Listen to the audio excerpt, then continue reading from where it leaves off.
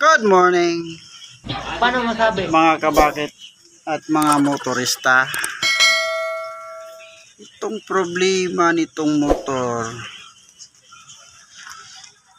pag nagpreno siya dito, ayaw na bumalik. Kaya problema ako.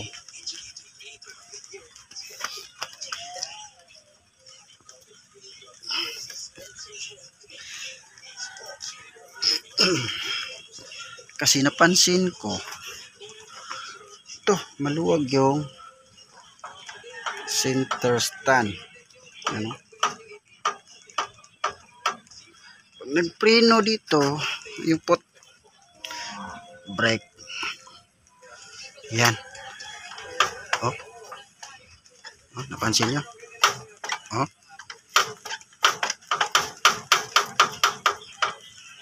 sasama-sama to. Oh. Kaya napagalitan kami sa nakasunod sa amin. Bagal lang tumakbo. Siyempre nakapreno dito eh. Na-stack up to eh. Ito. Nahirapan yung makina. Patakbo tong motor kasi nakapreno eh. Kaya ang gagawin ko, tatanggalin to. Lahat. Titingnan natin kung saan yung dapat weldingin. May welding naman ako eh. Okay. Yan. Kalawang.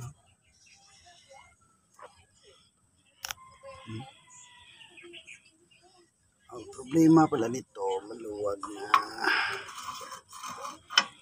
Yan.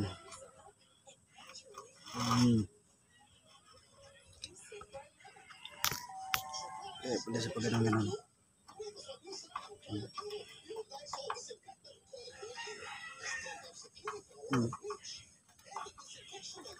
Yan ang problema ngayon. Oh.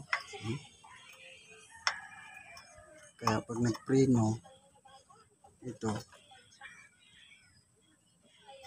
bumababa, taas to siya. Kaya di bumabalik agad.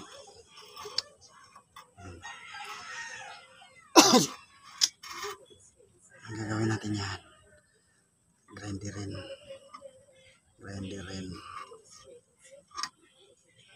Tapos papalitan nito ng, hanap tayo ng tubo na kasya nito. Para mukha pa rin siyang bago. Hindi na siya bago. Okay.